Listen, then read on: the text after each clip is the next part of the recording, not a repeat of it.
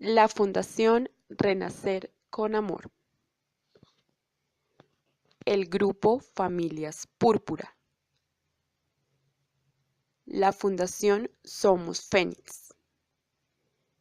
Y el Grupo Amigos Púrpura. Presentan. La valentía se ha disfrazado de epilepsia en el marco de la celebración de la Semana Púrpura 2019. Buenas noches. A continuación tendremos nuestra última videoconferencia del primer día de la Semana Púrpura, dirigida por la Asociación Nacional de Personas con Epilepsia de España. El tema, epilepsia, mucho más que crisis. Recuerden que durante la misma los invitamos a hacer sus preguntas, las cuales serán respondidas en el transcurso de nuestra Semana Púrpura. Vamos a dar comienzo a la sesión ordinaria de la Real Academia de Medicina de Cantabria, que esta vez tiene el placer de recibir al representante de la Asociación Nacional de las Personas con Epilepsia, AMPE, don Jaime Parra Gómez. Francamente me complace mucho recibir en esta academia y en este colegio de médicos a la Asociación contra la Epilepsia en Cantabria, porque creo que es muy importante que las asociaciones civiles estén presentes en la vida de la sociedad.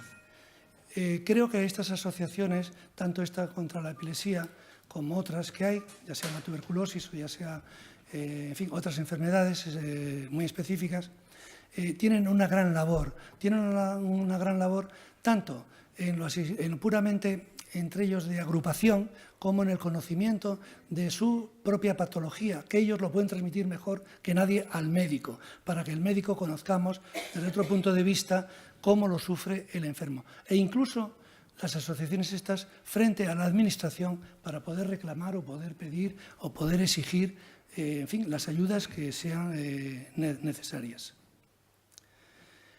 Hoy hemos invitado a venir y ya hemos abierto las puertas de esta corporación al doctor Jaime Parra Gómez, que es un médico que trabaja en el Hospital de San Rafael de Madrid, que es tutelado por los Hermanos de San Juan de Dios. Hospital, como saben, muy famoso. El Hospital de los Niños de los Hermanos de San Juan de Dios ya viene del siglo XVII, o sea que es muy importante. Pero este Hospital de San Rafael es de 1969. Tiene la misma edad que la Residencia Cantabria de Santander. En este momento hemos traído entonces al doctor Jaime Parra, que no todos le conocerán, y del cual debo decir lo siguiente. Nació en Madrid, se licenció en Medicina en la Facultad de San Carlos de Madrid, posteriormente hizo el MIR en la especialidad de Neurología en La Paz, en el Servicio de Neurología de La Paz de Madrid, y después durante 10 o 13 años ha estado fuera de España en ciertos hospitales, en unos hospitales, uno de ellos en Holanda, donde había un hospital de referencia para la Organización Mundial de la Salud en el tema de la epilepsia, otros en Inglaterra y otros también después en Michigan, en Estados Unidos, en hospitales de su especialidad, o servicios de su especialidad. Y al regreso de España hizo el doctorado, si no me equivoco, en la Universidad de Navarra, recibiendo la calificación de sobresaliente cum laude, premio extraordinario. Bien, pues el doctor Parra pues, es autor de más de un centenar de trabajos sobre temas de su especialidad, es una eminente personalidad en su materia. Yo le tuve el gusto de conocerlo y de escucharle en la Nacional de Medicina y pensé que esta corporación tenía también que tener la oportunidad de escuchar un hombre tan brillante como él y tan distinguido a nivel nacional en su tema, y que al mismo tiempo abríamos la puerta a las asociaciones. Mi teoría del tema es que las academias deben estar abiertas a la sociedad civil y concretamente a todas las asociaciones que haya, igual me da que sean de diabéticos que de antituberculosos o lo que sea. En este caso, pues anti-epilepsia. Y bueno, Pues nada más, no perder el tiempo en más presentaciones y decirles que tomen buena nota de lo que él va a decir y luego aprovechémonos de sus conocimientos para que al final haya un coloquio y podamos aprovechar esta reunión. De todas formas, la presidenta nacional de la Asociación Española contra la Epilepsia me encargó y me encareció que al presidente de esta corporación y a la Junta Directiva le diese las gracias por abrir las puertas tanto de la academia como la del colegio para que pueda venir aquí el profesor Parra. Al mismo tiempo que nosotros nos deleitamos y aprendemos un poco de lo que es la epilepsia, que él dice que es mucho más que una crisis, al mismo tiempo hacemos una ayuda social al recibir aquí a estas personas que necesitan nuestra ayuda. Por lo tanto, dejo la palabra en manos del presidente para que pueda el hombre hablar. Muchas gracias, doctor Vázquez. A continuación tiene la palabra el profesor Parra. Muy bien, muchísimas gracias. Me siento muy honrado y realmente muy contento de poder estar aquí compartiendo estas jornadas. Muy agradecido al Colegio de Médicos y a la Academia y también a la sociedad de la Asociación Nacional contra la Epilepsia. Vamos a tratar este tema que al final veremos que nos afecta también a mucha más gente de lo que pensamos posiblemente. Epilepsia, como se utilizaba antes, pues viene, como dice el diccionario de la Real Academia, del latín tardío y originalmente del griego, y significa ataque, una posesión. Y la definen como una enfermedad, como ven, caracterizada por esos accesos repentinos que dicen que es convulsiones. Bueno, esto es una de las cosas que quiero desmontar aquí también, ¿no? La epilepsia no es una enfermedad. La epilepsia son muchas enfermedades, muy distintas, muy variopintas, que tienen como síntoma común, como vínculo común, el tener crisis epilépticas, pero son muchas. Y eso es lo que hace también a veces que las asociaciones no tengan tanto poder como puede ser un Alzheimer. El Alzheimer aparece siempre en un segmento de edad muy determinado. La epilepsia, como veremos, aparece en todos los segmentos de la edad y lo hace más especial en ese sentido. Entonces, sabemos que lo que es una crisis epiléptica es como una pequeña tormenta cerebral, ¿no?, que altera nuestros circuitos cerebrales, nuestra electricidad nativa que tenemos, de tal forma que nos desconecta ocasionalmente. Y esta es la imagen de la crisis más llamativa, lo que llamamos una crisis bilateral tónico-clónica, según la nueva terminología. Antiguamente, crisis generalizadas tónico-clónicas. Uy, se me ha pasado. ¿Cómo se me...?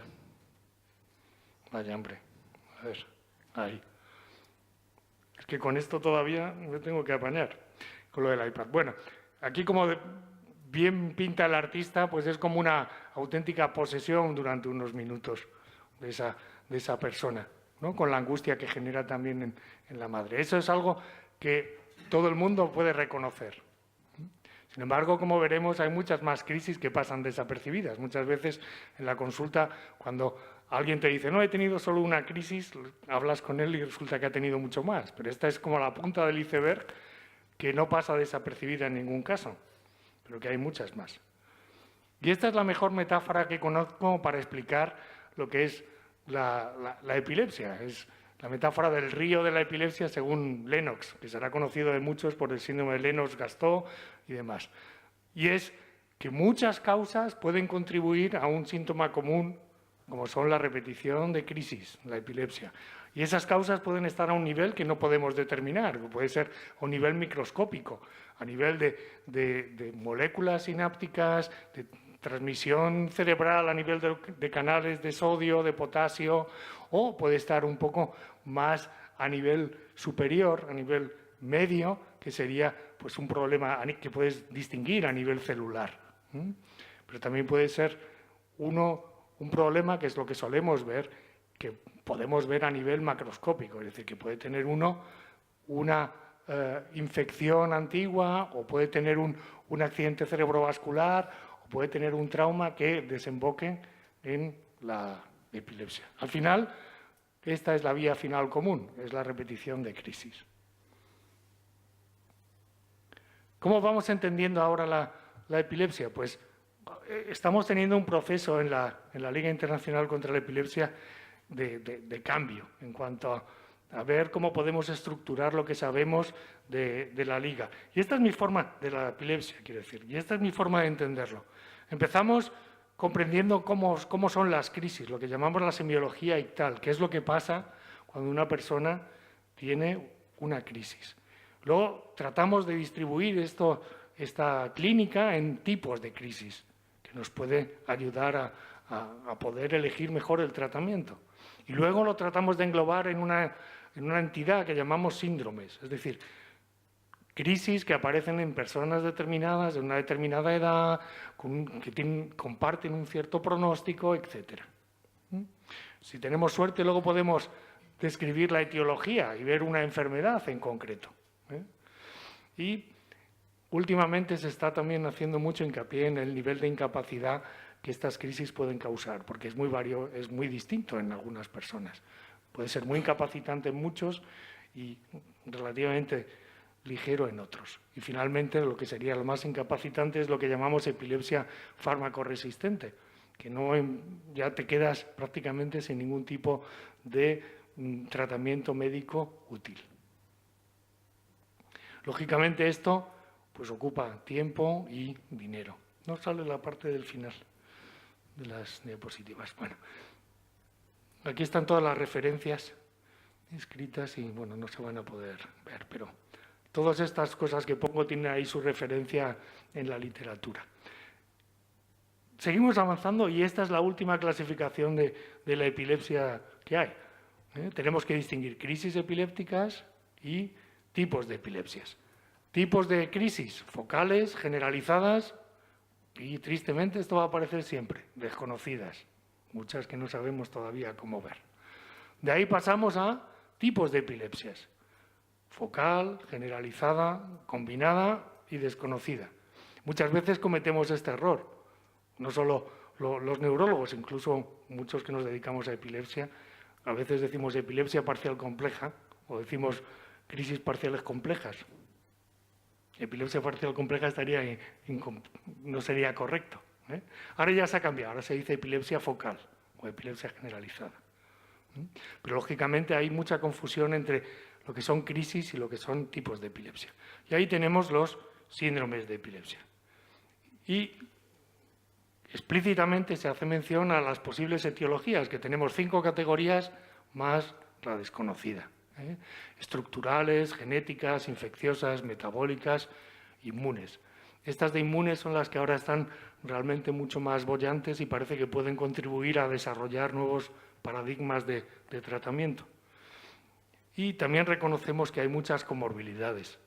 Es decir, que es una comorbilidad, son enfermedades que vienen asociadas a la epilepsia, que muchas veces puede ser, lo más reconocido es los síntomas psiquiátricos, pero también muchos problemas autoinmunes, tienen muchas otras patologías que se asocian, ya sea porque tienen una vía final común con lo que son las crisis, ya sea pues por uso de fármacos, etc.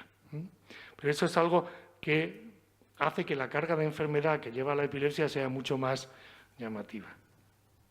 Entonces, ¿cuántas personas tienen epilepsia? Tenemos que distinguir, porque 1 de cada 10 personas va a tener al menos una crisis a lo largo de su vida. O sea, 1 de cada 10 que estamos aquí va a tener una crisis si no la ha tenido ya. Eso es estadística. Epilepsia es cuando tienes la facilidad para que esa crisis pueda volver otra vez a ocurrir. Pero realmente es algo muy, muy común. Y, lógicamente, ha aparecido desde que somos conscientes de que tenemos cerebro y somos capaces de reportarlo. Y por eso hay personajes históricos que se han visto asociados con el tema de la epilepsia, ¿no? Los más famosos, pues Julio César, Dostoyevsky, Napoleón. Hay muchos de estos en los cuales está controvertido porque no teníamos los instrumentos para diagnosticar la epilepsia. Pero es fácil de pensar que la epilepsia postraumática pues era algo bastante común en aquella época, ¿no? Que podías tener muchos traumatismos. Pero eso da idea también de que el tener crisis realmente no tiene por qué significar que vas a ser un discapacitado mental o que no vas a poder desarrollarte bien. Hay que ver siempre qué tipo de crisis son. Pero calculando, estos son datos de la Liga Internacional contra la Epilepsia de 2015, pues hay unos 65 millones de personas que padecen epilepsia. Son 2,5 millones de personas son diagnosticadas anualmente. Y es el 1% de la carga total de enfermedad aproximadamente. Esto es equivalente a lo que puede ser el cáncer de mama o cáncer de pulmón. Y yo diría más, es algo más. Porque cuando decimos que una persona tiene Alzheimer, tiene demencia tipo Alzheimer, también puede tener epilepsia. De hecho, muchas personas con Alzheimer acaban teniendo epilepsia. Pero son tabulados como enfermedad de Alzheimer, no son tabulados como epilepsia. Si uno tiene un accidente cerebrovascular, es tabulado como accidente cerebrovascular. Si tiene una epilepsia secundaria, eso no computa. Luego, es realmente la punta del iceberg.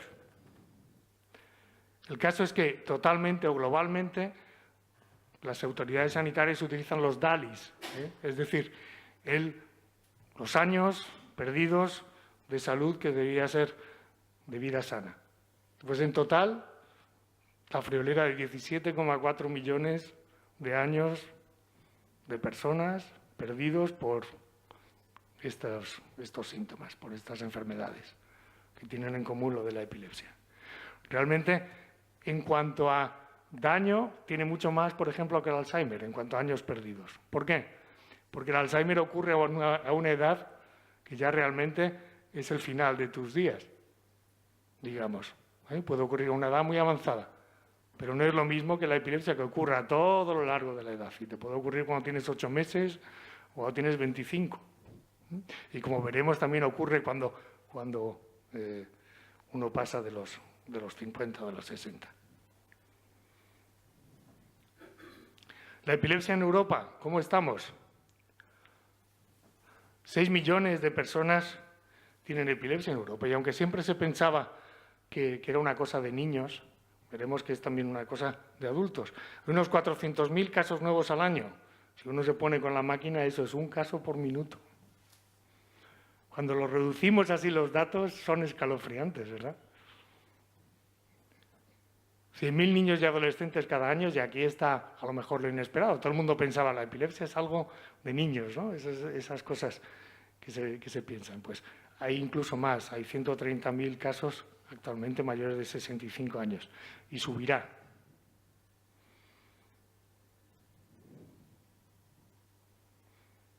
A ver, vamos cambiando.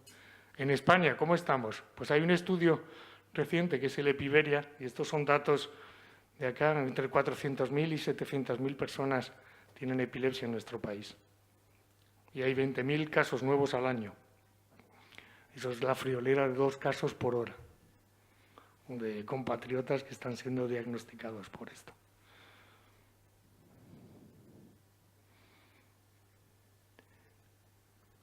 Como decimos, lo del diagnóstico de epilepsia tienes que tener, lógicamente, crisis. Pero la epilepsia es la facilidad para tener crisis de forma repetida. Una crisis no significa que tenga una epilepsia, o crisis en un determinado contexto, como crisis febriles, no significa que tenga una epilepsia. Pero ahí hemos cambiado también. Tradicionalmente se decía, se puede diagnosticar epilepsia con 2 crisis no provocadas.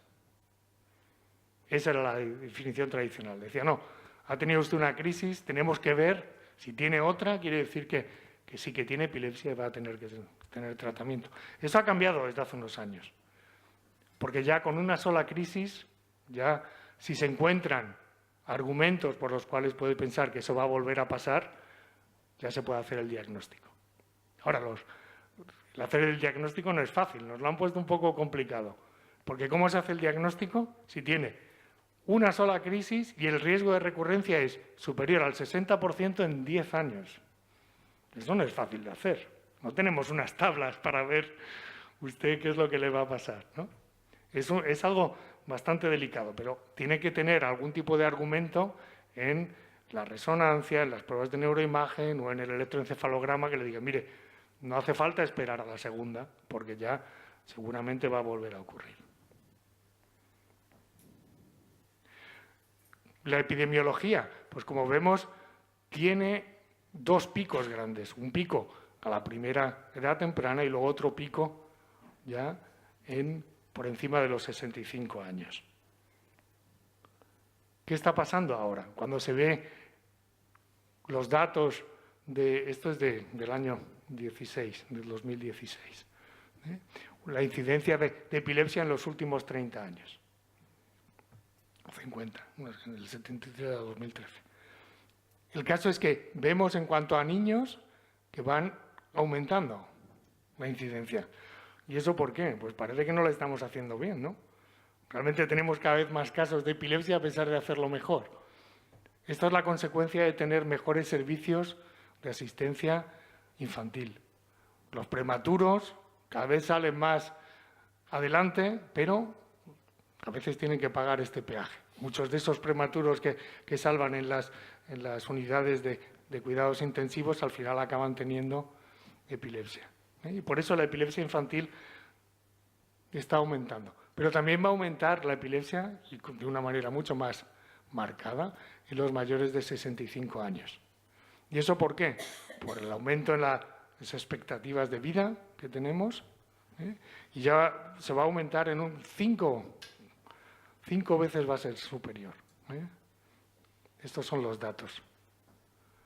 Y eso es por el aumento en la calidad de vida que tenemos, en la longitud de la vida, y que estamos más vulnerables a tener pues, los achaques de tener un accidente cerebrovascular, de tener enfermedades neurodegenerativas que se asocian con epilepsia. Y si vemos, por ejemplo, la esperanza de vida, que hoy en día está en Japón, que tiene 83 años, pero España está en quinto lugar, ahí con 82,8.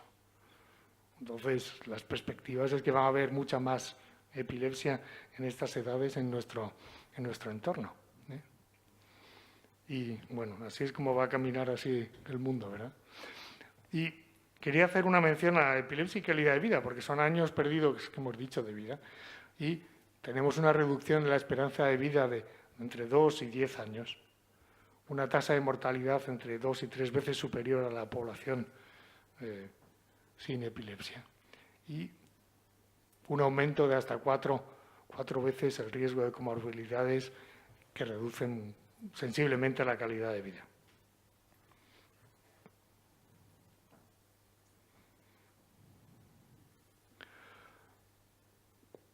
Uno de los grandes problemas de la epilepsia es la incidencia de muerte súbita en epilepsia, es decir, la muerte inesperada que se viene asociando al desarrollo de crisis, sobre todo nocturnas y demás. Eso es algo que es la segunda causa neurológica de pérdida de años potenciales de vida después del accidente cerebrovascular. Y también ocurre en niños, que antes se pensaba, eso de la muerte súbita, eso solo ocurre pues, en pacientes mayores y nunca ocurre en niños. No, ha ocurrido en niños y ha ocurrido en niños con la llamada epilepsia rolándica benigna. Eso se ha reportado el año pasado. Ya nadie dice benigno con eso. Y está asociada sobre todo a crisis bilaterales tónico-clónicas, como se llaman ahora, convulsiones, y producen menos del 50% de la mortalidad asociada a epilepsia. El resto es caídas, accidentes, ahogamientos, y también un tema que es tabú en nuestra sociedad también, que es los suicidios. El riesgo absoluto de muerte no natural, como dicen aquí, es bajo, 0,3 a 0,5%, pero el riesgo por intoxicación accidental de fármacos y de sobredosis es muy elevado. El suicidio es un tema que es tabú en nuestra sociedad. No es de extrañar que sea frecuente en esta población, porque es frecuente en la población en general. Pero esta gente tiene también más a mano las medicaciones para este tipo de ingesta. Ese es un problema que realmente es un fracaso del sistema cuando estas cosas pasan.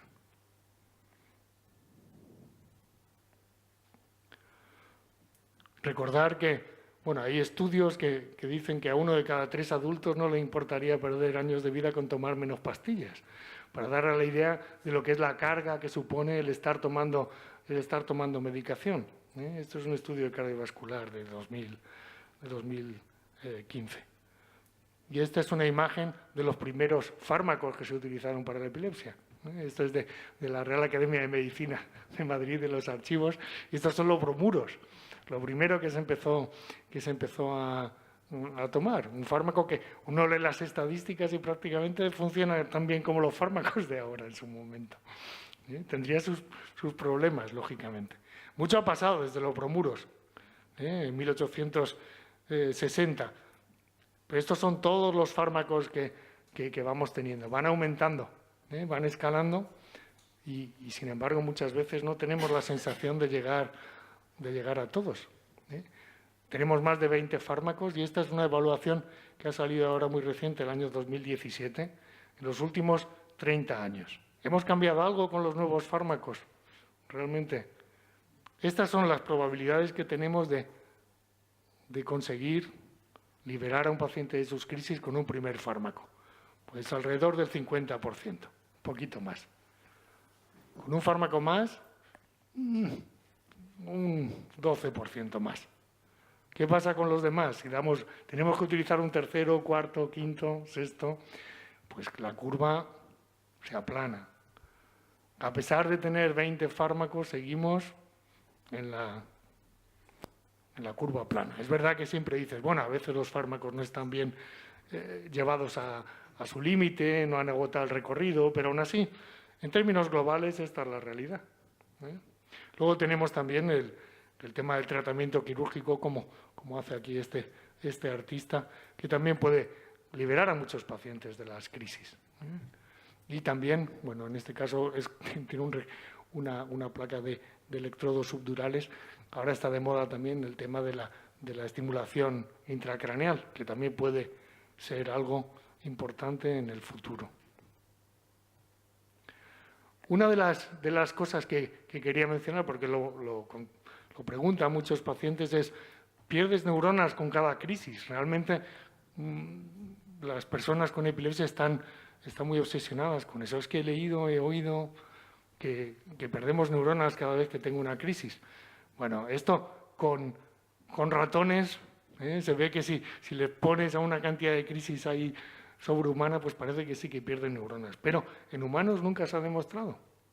Y de hecho, tenemos evidencia de que al menos no es así en algunos casos. Este es un estudio muy reciente en el Annals of Neurology que demuestra que realmente no hay signos de inflamación en los tejidos perilesionales. Son pacientes que tenían muchísimas crisis, operados de displasias corticales, que han sido sometidos a cirugía de epilepsia. Se ha analizado la muestra y se ve que esta es la zona de la lesión, con una alteración de la laminación cortical. Esta es la zona no lesional que ha sido involucrada en la resección. Y cuando se ve la zona de la lesión, se ven las alteraciones neuronales típicas, con alteración de la laminación y demás, pero en la zona perilesional no se ven las alteraciones de daño cerebral, no se ven las alteraciones de inflamación, de alteración de secundaria a tener crisis. Es decir, no se pierden más neuronas por el hecho de tener crisis. Es verdad que ausencia de evidencia no indica evidencia de ausencia, pero la realidad es que hoy por hoy todavía no se ha demostrado eso. Es mejor para la gente que tiene epilepsia decir, mira, eso no es así, eso ocurre en ratones, porque realmente si piensas que cada crisis que tengas vas a perder neuronas, ya es para deprimirte demasiado, no llegamos a ningún lado. Pero si tenemos estas neuronas que se queman con cada crisis, ¿no? Si consideramos la crisis como un pequeño incendio, tenemos que considerar que muchas veces lo peor no está en las crisis, que a lo mejor son una o dos al año en muchos casos. A lo mejor no son muchas, pero los efectos secundarios de las medicinas sí que son. El malestar, la depresión, la falta de memoria. Esos son problemas que sí que tiene que convivir la gente a diario, la gente que está tomando estas medicinas. A lo mejor las crisis no, son 2 o 3 veces al año, a lo mejor más, pero son momentos muy puntuales. Pero los efectos secundarios de las medicinas son constantes, eso sí. Y ahí es donde tenemos también algo que cambiar. Así estas son imágenes de pacientes, de cómo se sienten ellos, y posiblemente esto esté más relacionado con los efectos secundarios que con la propia enfermedad. Esto es el camino de un día, desde el día hasta la noche, pues todo lleno de huecos, de fragmentaciones, posiblemente por falta de memoria, ¿no? Y la sensación de estar ahí como apresado. Fíjense aquí un electroencefalograma, la verdad es que está muy, muy emotivante. Y, lógicamente, cuando se ve todo esto, el impacto social que tiene, pues los costes, que eso al final es lo que entiende muchas veces nuestras autoridades sanitarias, son enormes. Y estamos valorando los costes de las personas con epilepsia. Si te pones a contar de las familias asociadas a eso, pues ya es muchísimo más, lógicamente. Pero más de 20.000 millones de euros al año. De esas cifras estamos hablando. Bueno, eso ha empezado a cambiar con una publicación del año 2015 de la OMS, haciendo llamada a todos los estados para contribuir a mejorar un poco la carga de enfermedad que supone la epilepsia en todo el mundo. En esta reunión nuestros representantes españoles no estarían en otra cosa, y España fue de los pocos que tampoco firmó este tipo de tratados. Pero hay un programa que realmente debería estar implementado por todos los estados con la idea de reducir al menos la carga que supone el llevar estas crisis.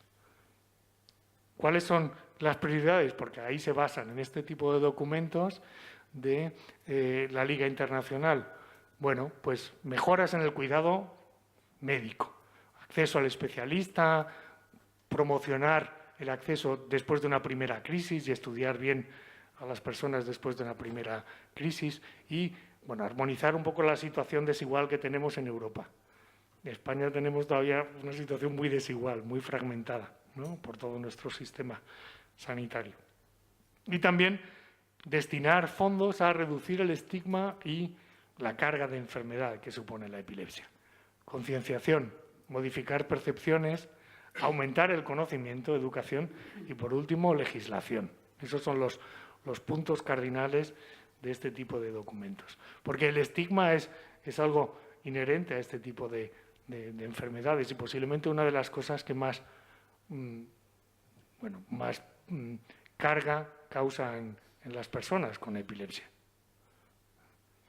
Esto también es otra imagen de un paciente con epilepsia, que es el sentirse observado después de haber tenido una crisis y aparecer allá. Yo veo que es una buena representación de lo que puede ser el estigma. Y es difícil medir el estigma, ¿eh? Yo siento mucho que aquí no se vean todas las referencias, pero bueno, el caso es que hay un artículo en el año 2000 y 2012 en el cual se hace referencia a cuál es la carga de estigmatización en los distintos países, y no salimos tan mal parados, ¿eh?, en España. Parece que las personas con epilepsia se sienten menos estigmatizadas. Muy bien, muchas gracias. Pero si ahora consideramos también las nuevas tecnologías, pasamos a otro tipo de problemas, ¿no? Se han analizado también mensajes, por ejemplo, en Twitter, ¿no?, que dicen que es la red de la ira. Pues muchos de los tweets que se hacen, más del 41% de tweets que se hacían eran despectivos en relación con epilepsia, ¿eh? Realmente, gracias a esta recolección de metadatos, podemos analizar cómo funciona parte de la sociedad, al menos en cuanto a este tipo de patologías y cómo lo vive. También, pues, un ejemplo de desafortunado, de estigma, es esta frase de Jiménez o Rodríguez de la Borbolla, que yo creo que fue presidente autonómico en Andalucía o algo, ¿no? Pero Cataluña, la epiléptica de España. Pues eso levantó realmente muchas ampollas entre las personas con epilepsia y bueno, el tipo parece que no se retractó, pero realmente fue muy desafortunado ese tipo de comentarios, ¿eh? Pero la interacción que tenemos hoy en día con las redes sociales y demás abre las puertas a otro tipo de aproximación, de otro tipo de enfoque terapéutico, ¿eh? Ahora podemos hablar del epileptosoma. Eso es algo que está ahora muy de moda. Esto es un artículo de Barabasi, que es un especialista en redes, sobre todo con Internet, para el crecimiento de Internet. Y ahora lo que se está buscando es, bueno, pues el tipo de redes sociales que hacen que una patología realmente pueda ser controlada o pueda ser vivida de distinta manera. El ejemplo típico es la obesidad. Tenemos aquí una red, vale, de metabolitos, problemas intestinales, ahí tenemos obesidad, tenemos a lo mejor diabetes mellitus secundaria, es decir, una red de enfermedades secundarias que van apareciendo, pero hay una red más importante, que es la red social. Hay estudios que demuestran que si tú tienes 3 o 4 amigos obesos, tú vas a ser obeso también, con un porcentaje muy elevado. Y si tus amigos empiezan a hacer dieta, tú vas a hacer dieta también y vas a perder peso. Es decir, el entorno modifica mucho no solo nuestra percepción de enfermedad, sino incluso la enfermedad misma, ¿eh?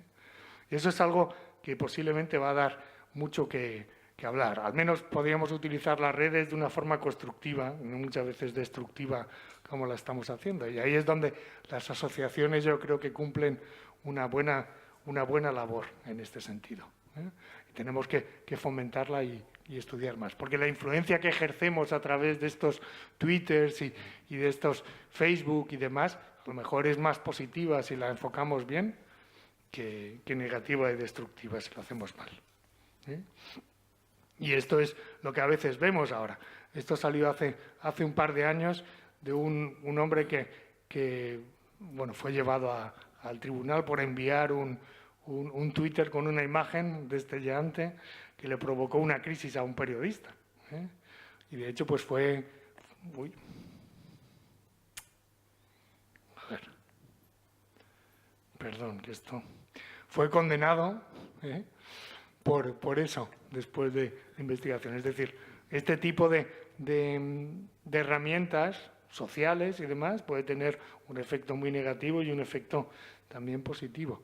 Una de las últimas cosas que me llamó la atención era que un jugador tiene un ataque de epilepsia en un chat de realidad virtual y esto salió a la pantalla en televisión y todo. Y sin embargo, cuando lo tienes en el metro no va a ningún lado. Es extraño, ¿no? ¿En qué sociedad vivimos? Y aquí parecía que el jugador tenía un ataque de ansiedad porque no sabía cómo ayudarle y tal. Y posiblemente eso lo ves al lado y no le hace ni caso. Algo que nos da que pensar.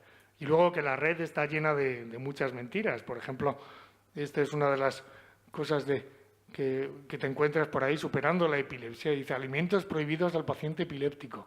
Los embutidos, el jamón, o sea, encima de tener epilepsia no puedes tampoco tomar jamón de jabugo. Pues vamos bien, ¿no?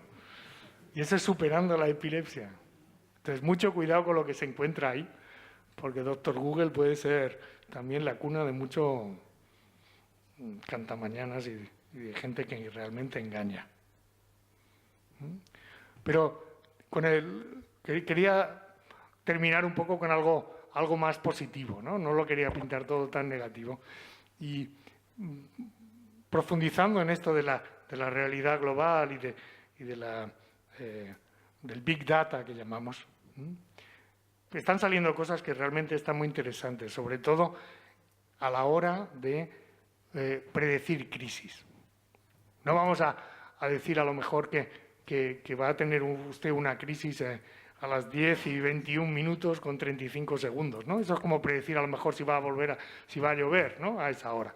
Eso realmente puede estar fuera de nuestra capacidad de predicción. Pero sí que se va a poder a lo mejor hacer, decir, mira, pues de la semana que viene realmente tu cerebro viene cargado con demasiada energía y es posible que descarguen, así que ten cuidado, ¿no? O no organices viajes o algo así, ¿eh? Eso posiblemente sí que se pueda hacer. Y hay recientes investigaciones que se han aprovechado de este Big Data para ver los ritmos cerebrales que manejan la ocurrencia de las crisis. Porque a todos nos ha llamado la atención esos pacientes que decían, no, pues yo cada 3 semanas tengo una crisis. Y oye, y la tenían. ¿Y por qué? Nadie sabe, ¿no? Porque siempre dice, hombre, las mujeres, ¿no? La menstruación, tal, el ciclo. ¿Eh? Pero realmente sí que hay. Esas son cosas que se habían visto en la clínica. Y realmente avanzando mucho más, pues se ha visto que depende de la región que origine las crisis, te puede darte las crisis, tienen mayor probabilidad de tener crisis por la noche o por el día. Las crisis frontales, por ejemplo, suelen ocurrir por la noche. Y varía eso también si en población pediátrica o en población adulta. Ahora, el último artículo que ha salido, realmente ha salido hace unas semanas, y es una explicación a por qué ocurren estos ciclos. Realmente sí que tenemos unos ciclos cerebrales, pero son difíciles de ver. Esta gente se ha aprovechado ¿de qué? De todos los datos que vertemos al ciberespacio. Hay una aplicación que la llaman ahí Scissor Tracker. Es como el seguimiento de las crisis. Entonces, pues cantidad de gente está poniendo ahí su calendario de crisis y demás. Ahí datos y datos y datos. Y analizando los datos de más de 1000 y pico pacientes, han descubierto que realmente, efectivamente, el ciclo de unos pacientes era circadiano, es decir, día-noche, en más del 80% de ellos. La mayoría lo tenían. Esto quiere decir, este es un gráfico de estos polares, la mayoría de las crisis en este individuo se producen entre 8 y 12. Hay alguno que sale fuera, pero más del 80% están allí. Pero no se queda solo eso ahí. Casi entre un 10 y un 20% tenía un ciclo semanal. Por ejemplo, en la madrugada de lunes a domingo. De domingo a lunes. En este particular paciente. Eso lo ves. La gente te dice, no, yo es que tengo las crisis los viernes, o tengo las crisis a final de mes. Digo, eso será porque ves la nómina, o sea, porque ¿qué puede haber ahí, ¿no? Tiene que haber algún tipo de mecanismo interno, de recambio de neurotransmisores o algo que cause estas cosas, porque ya se están describiendo los ciclos ultradianos, ¿no? Es decir, circadiano son los ciclos de 24 horas, ultradiano es de más de un día, Pues tenemos ciclos incluso mensuales, y estos ciclos en estas personas no están relacionados con el sexo, con las hormonas, con nada, está relacionado con algo más. ¿Por qué esto puede ser importante? Pues porque hable las posibilidades a algoritmos que puedan ser más eficaces a la hora de detectar las crisis y también algoritmos que puedan decirte, bueno, vamos a utilizar la cronoterapia, que se llama. Es decir, si tú tienes más riesgo de tener crisis entre 8 y 12, pues igual te vamos a dar una medicina extra para que te cubran estas dosis. O vamos a conseguir que tengas niveles de fármaco más elevados justo en estas horas. Ese tipo de enfoque terapéutico puede ser una cosa positiva. Pero a la hora de predecir crisis, a lo mejor lo tenemos todo más cerca en nuestro compañero, en el perro. Hay un proyecto en el cual estamos participando en la Universidad de Gent, que es el proyecto Epidox. Los perros, si ustedes tienen alguno, le están monitorizando a uno continuamente. Miran cada movimiento de los ojos, saben realmente qué es lo que va a hacer y en muchos casos sí que puede servir al menos de un aviso temprano. Y eso es lo que están ahora investigando. Además, están interesadas empresas farmacéuticas. ¿Por qué? Porque los perros quizás pueden oler algo, alguna sustancia que genere precozmente tu organismo antes de generar una crisis. Y esa sustancia a lo mejor puede ser utilizada para desarrollar fármacos. Así que tenemos la parte muy tecnológica y la parte más humana o canina que nos pueden ayudar. Y también hacer mención al CRISPR, técnicas de edición del genoma. Ahora ha salido un chino que dice que ha clonado que ha manipulado genéticamente unos humanos.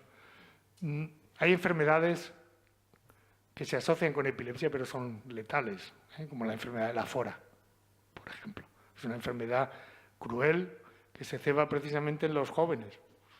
Son adolescentes que empiezan a desarrollar crisis y lo que tienen es una enfermedad neurodegenerativa que acaba con ellos en menos de 10 años.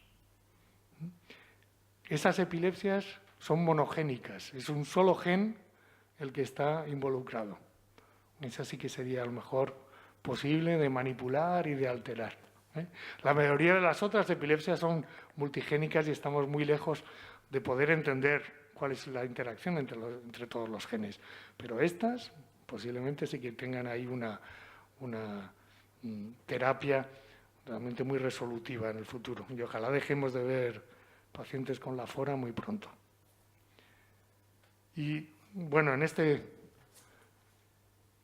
enfermedad no podemos estar solos así ante el peligro, no podemos tapar todos nosotros. Tiene que ser un esfuerzo realmente colectivo de médicos, de asociaciones, de entidades cooperativas.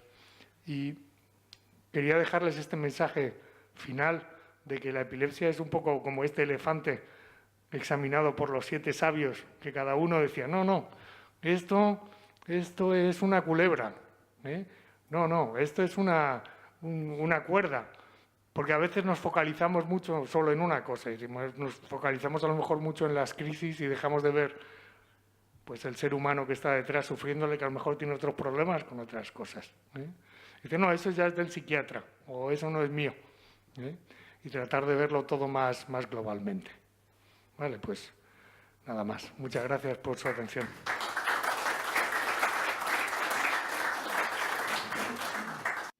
Para terminar, nos gustaría que enviaran sus opiniones, recomendaciones y nos cuenten qué les quedó de aprendizaje de la videoconferencia.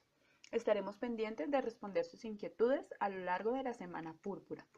También queremos brindar nuestro agradecimiento a la Asociación Nacional de Personas con Epilepsia, AMPE de España, por su colaboración. Les recordamos seguirnos en nuestras redes sociales. En Facebook nos encuentran como Amigos Púrpura, Renacer con Amor, Familias Púrpura y Somos Fénix. En Instagram nos encuentran como @amigospúrpura, @renacer con amor, @familias púrpura. En Twitter nos encuentran como @amigospúrpura.